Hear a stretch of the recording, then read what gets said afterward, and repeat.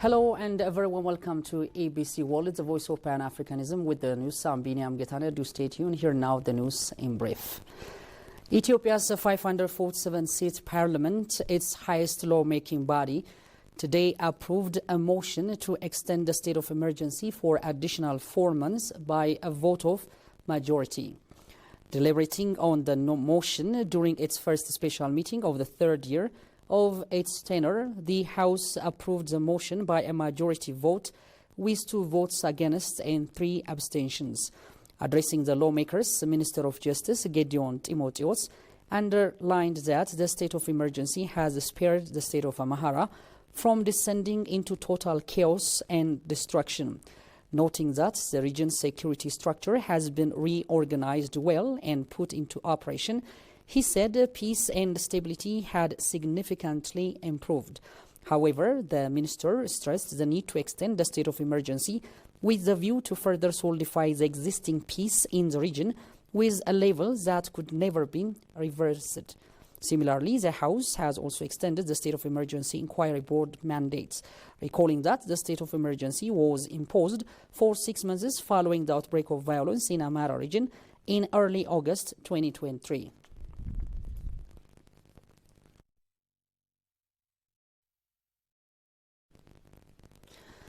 Meanwhile, Ethiopia and Pakistan explored different avenues for economic cooperation during a bilateral meeting that took place here in Islamabad at the Finance Ministry of Pakistan. Eyob Tekaling, State Minister for Finance, led the Ethiopian delegation, while the Pakistani side was led by Shamhad Akhtar, Finance Minister of the Islamic Republic of Pakistan. Governor of the State Bank of Pakistan, Jamal Ahmed, and senior officer of the Ministry of Finance of the Islamic Republic of Pakistan were also present during the high-level engagement between the two countries. Both sides had a productive discussion on matters of mutual interest, including the bilateral cooperation in financial sector of both the countries.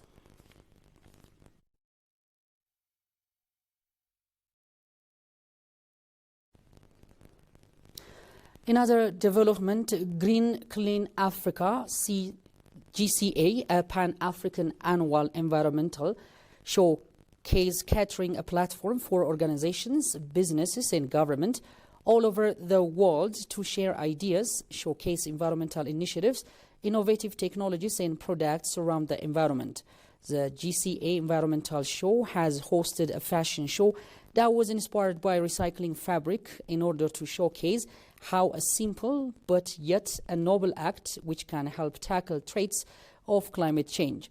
The 3 days event had included multiple assortments, starting from panel discussions, fashion show and exhibitions, the representations from diverse companies including agriculture, transportation and energy, showcasing their technological products and also best practices.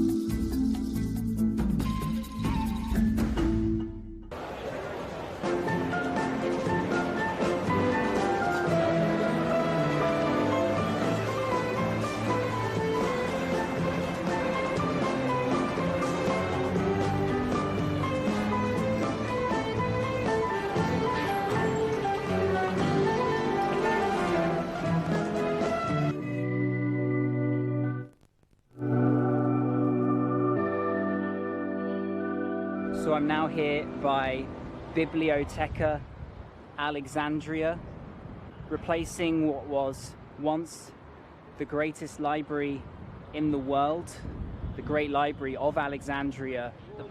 And I'm now here in an area called Bahari, which is nice actually, full of palm trees and greenery.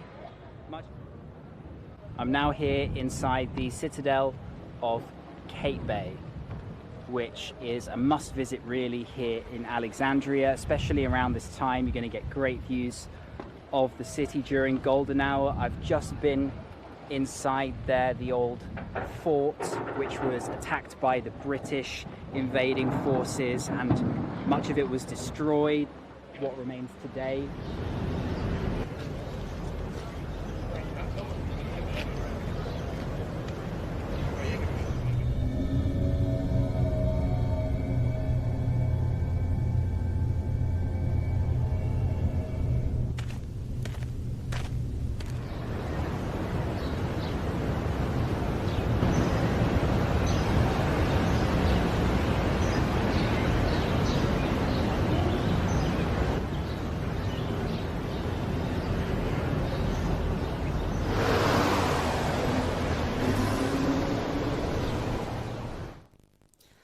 Welcome back. You're still watching ABC World from the capital Addis Ababa. And in other development, African youth as stakeholders expect massive change as the continent's leaders meet in mid-February for annual summit here at the African capital.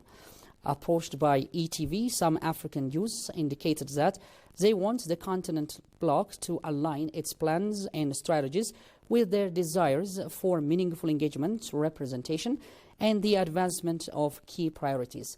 Our staff reporter, Johannes Fantown, has compiled the full story.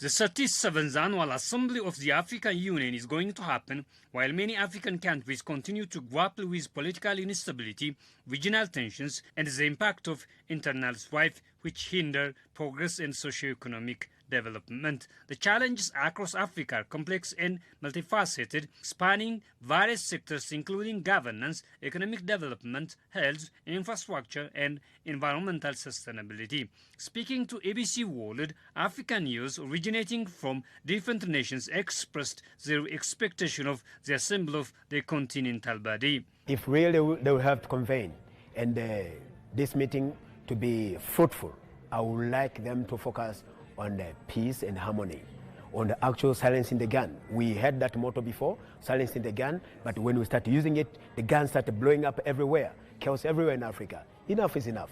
Okay, we have experienced a lot of troubles, a lot of brutalities and everything.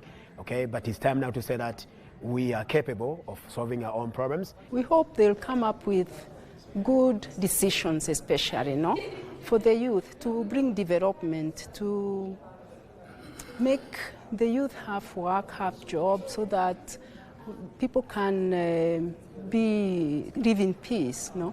Also, we need a lot of safety in our countries, and this is because of too much poverty. No? The leaders of Africa must understand, the value of education. So they must try to spread good education system for African children. Even some went on questioning the current borders that African countries have with the ambition of complete unity. Bringing the continent together. We are one. These lines that are called borders have caused so many pains and troubles to us. I think enough is enough now. They corrupt the fall of the borders that we have between ourselves that were made by white people, colonizers, sitting in Europe, not even sitting in Africa. So we must corrupt those borders. So I think that is something, as young people, I see they are very hungry to hear about, hey, we're going to have like something kind of fully federation as African countries. As leaders of a continent with high number of youths, African leaders are expected to pass practical and achievable decisions directly related to the youth of Africa. All the users we approached share the need that young Africans start to challenge their leaders for the realization of prosperous Africa. Youth have to fight to be involved into actual planning and even implementing of those plans. And the propagation, they should move from one place to another. They should bring communities or create communities in every city and every country and talk about peace. If they can do that, I believe it will be achieved. So youth should be actively involved in all aspects of creating or harmonizing the peace movement in Africa. I think, or I would assume that youth, they need to start to know exactly what is African Union. what have it's done and what have it's not done.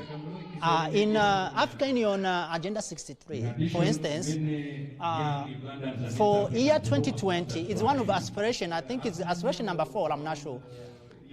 Year 2020 is supposed to be the silence of all the guns, but African Union have not delivered that.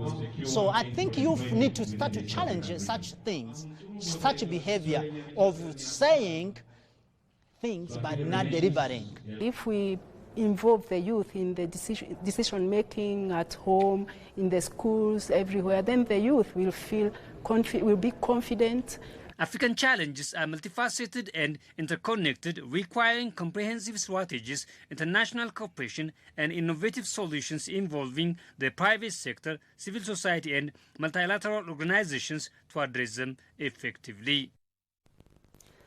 In other domain, as Addis Ababa finds itself in the middle of busy preparation for the upcoming 37th AU Summit, some unique features of the early 1960s, when the Organization of African Union was founded, come to the picture.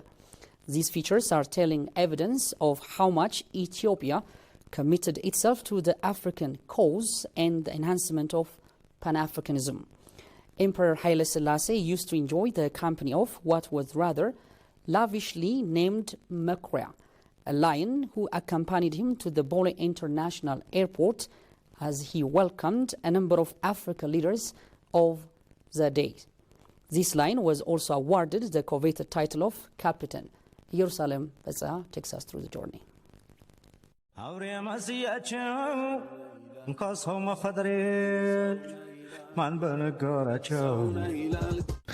Lions have been symbolizing courage and stamina in the Ethiopian culture and folklore. That's why Ethiopian coins still bear the image of the lion. On the other hand, lion was long regarded as symbol of kingship. Mekrea was raised by Hamsalek Mekrea in the regime of Emperor Haile Selassie, the last reigning monarch of the Solomon dynasty.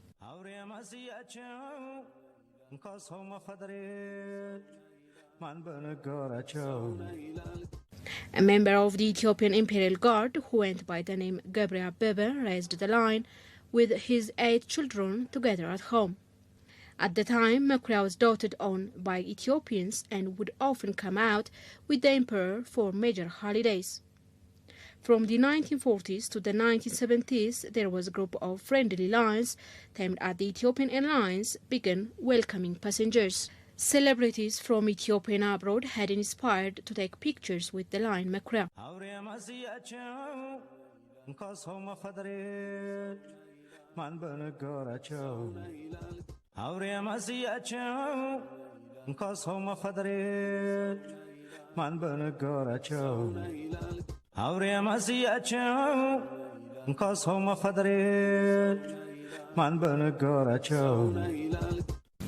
Mekrea was a pioneer, particularly when the OAU's first ever conference was held on May 1st, 1963 in Addis Ababa.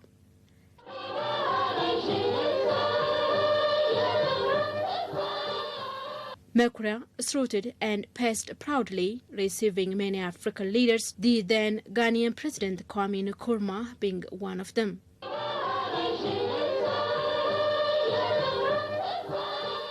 According to historical accounts, Mekrea regaled at the sight of the tricolored Ethiopian flag. He used to stand to his full height in honor of the then national anthem of the day when the flag was being hoisted. Mekrea contributed in plenty to the pride and honor of Ethiopia. Not surprisingly, tourists loved taking pictures alongside him. Mekrea was also identified with Ethiopia's brand beer of the time, Meta beer. This borders affectionately called the beer Mekrea beer, currently known as Meta beer. He was so popular among the members of the Imperial Guard, so much so that they named their football team after him.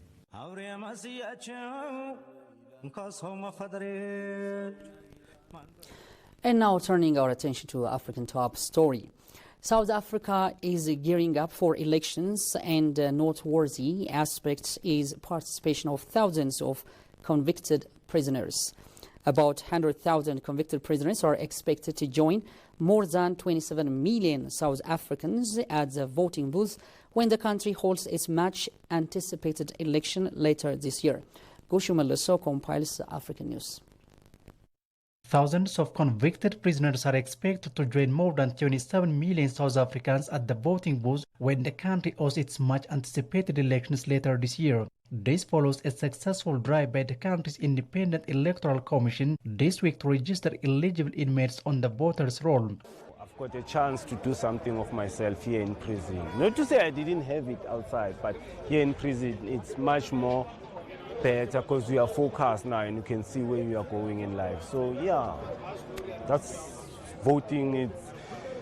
I think it will help and it will make a big difference in our community. The way our courts are operating, sometimes it does frustrate us. If you are writing an appeal, it takes so long to get back. They take so long to get back to you. But I think that's one thing that us as offenders we are worried about. While the number of prisoners who have registered to vote is yet to be confirmed, the Commission is hoping that 100,000 prisoners will vote this year, up from a total of 15,000 inmates who voted in 2019 elections. The whole country is a single constituency. Whether they are here at Sonarwater or they are in Johannesburg maximum prison or elsewhere in the country, they are within the constituency that is called South Africa. There are over just 150,000 inmates in South African correctional facilities in many countries across the world. Prisoners are not afforded the right to cast a vote. And now recap of the top stories once again. Parliament extends the state of emergency for another 4 months.